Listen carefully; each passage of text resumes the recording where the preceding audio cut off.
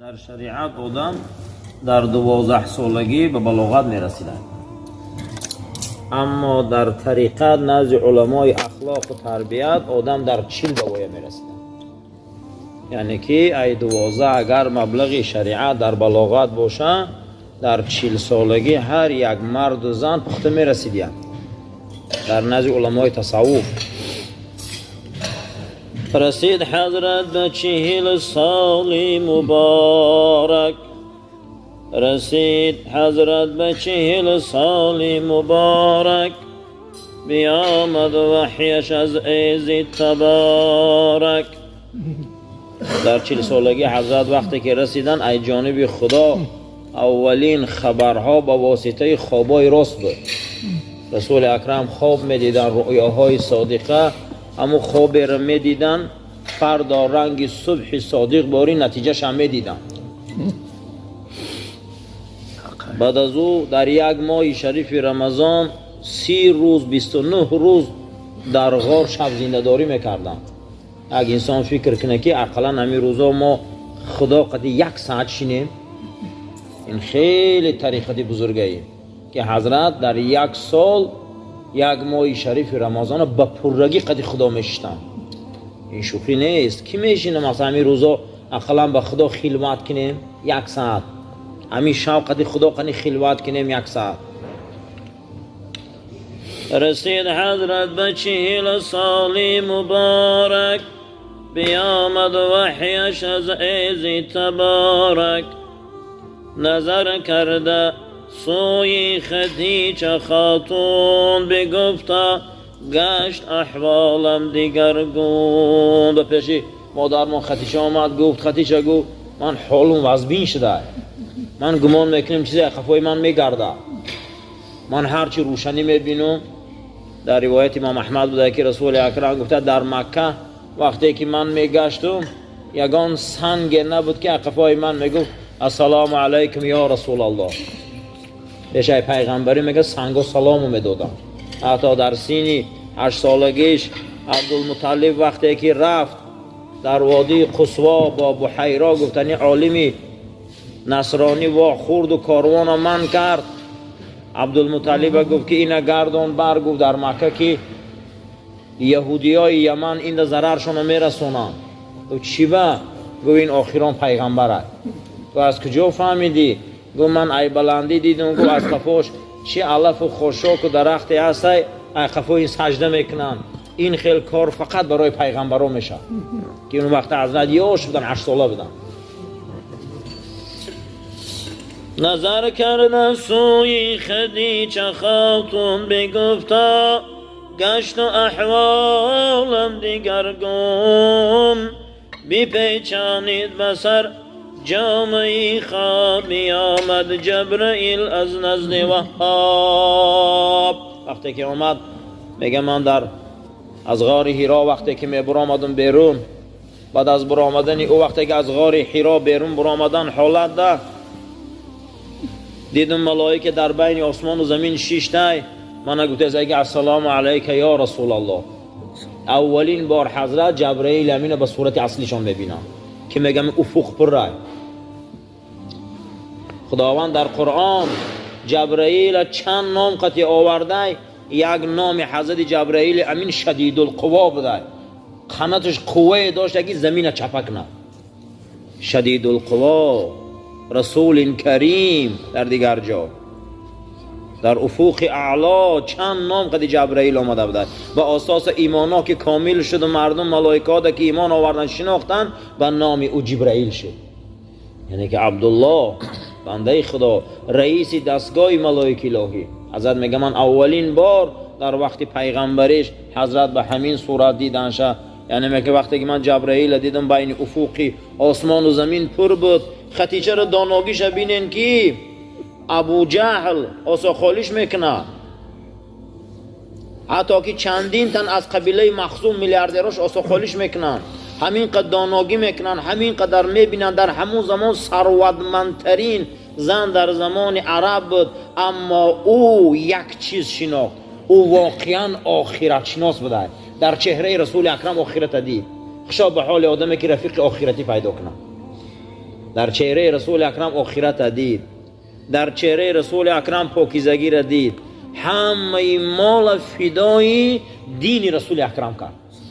حتی که چند مراتب عایشه صدیقه میپرسیدن مادرمان که چی اینقدر ایوای مادا وصف میکنی گپ میزنی آخی چی ایوای بهتریناش در نزد شما از فرستاده خدا ایوای بهتریناش هست گو ایوای بهترین جال خدا نداده همین قدر خطیش را دوست میداشتیم. روایت امام احمد میگه نه گپ نگو عایشه این گپ گاو نزن ایوای بهترین شد اما زیرا اینکه ایوای خداوند برای من گو فرزند داده. در یک روایت دیگر حتی که صیغه واحد قد گفتیم که خدا ایوای من یک تا دختر داده الحمدلله که همین فرزنداشون که از دنیا رفتن یا فاطمه و زهرا مون امروز نسل پاکیزه رسول الله که اونها رو سید زاده ها میگن از این خاندان الحمدلله این خونی پاک تنه پاک جسدی پاک این اوی نعمته که در وقت مردنشان روایت امام طبرانی که علی را وصیت میکنن فاطمه که علی در همین امور زندگیم غیر مادرم هیچ کس تنی من ندیده من اگر از دنیا قضا کنم و گذرم فقط غسل میت من بدن من خود شود حتی که اگر اون زن هم بدن من دیدگی نزد غیر مادرم همین خیلی یاش همین خیلی زن همین خیلی انسانیت یاش وقت پیش جناب پیغمبر میگه بسیار گریه میکنن لحظه آخری حضرت وقتی حضرت آخرا لحظه های حیاتش نه جناب پیغمبر اندک به خرسندانه میگه که از اولادم اهل ایمان اولین انسان پیش من میبید توی فاطمه گریه نکرد یعنی خیلی به رسول الله مانند بدین خیلی حضرت به رسول الله مانند بدین. بعد از در یک روایتی که امام احمد میبیاره حضرت گفته که بدین که فاطمه گوشت از گوشتپاره های بدن مای کسی خرسندش کنه خرسندم کرده کسی زیقش کنه زیقم کرده از اون نسل از اون خاندان از این شخصیت این گونه شخصیت ها با دنیا می بیاین. امام حسن و امام حسین زینب و ام کلثوم یک پسر بچه دیگه محسن داشت میگه از دنیا گذشتن. حتی ام بنین روایت میکنه که بعد ایسر فاطمه رفتن حضرت عمر میگه خاندان ما آمد من آساخالی کرد از قبیله ثعلب که ای رئیس قبیله ثعلب ای رئیس قبیله ثعلب فهمیدیم که دختر قدرس داشتی علی دا آساخالی آمدن. اما امی بنین و وقتا 16-17 ساله بوده علی دا آساخالی آمدن و میگم این وقت میگه این گپا که فهمید میگه رئیس قبیله بود میگه پدرشون ایجا شد که کی گو علی دا آساخالی آمدن اخی فاطمه دنیا گذشته میخوام که علی دا جفتی اویم. بعد از اون میگه پدرشون خیز امی بنین زنی حضرت علی بودن میگه ایجاشون خیز گو علی دا ما زن نمیتیم گو علی دا ما غلام میتیم اگر شما قبول کنید دخترمونو میبخشیمش از عمر آساخال بدیم.